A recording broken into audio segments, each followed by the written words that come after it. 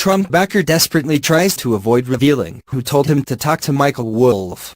Avid Bossie, who served as deputy campaign manager for Donald Trump's presidential campaign, admitted on Fox News Monday that he did talk with journalist Michael Wolff for his best-selling book Fire and Fury, inside the Trump White House.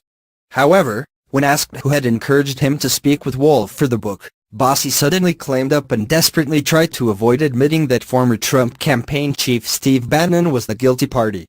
"Did someone tell you to sit down with him?" asked host Bill Hemmer during his interview with Bossie. "How did that come about?" "I sat down with him," acknowledged Bossie. "I had really not been interested in sitting down with anybody about any book, mostly because Corey Lewandowski and I were writing our own. I found very little value wanting to sit with him. What he has turned out, this book, is just the National Enquirer on steroids, and that's all I consider it."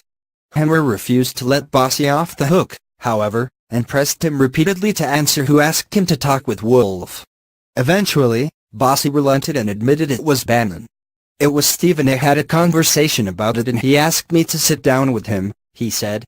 "Your office in Trump Tower was right next to Steve Bannon," Hemmer replied.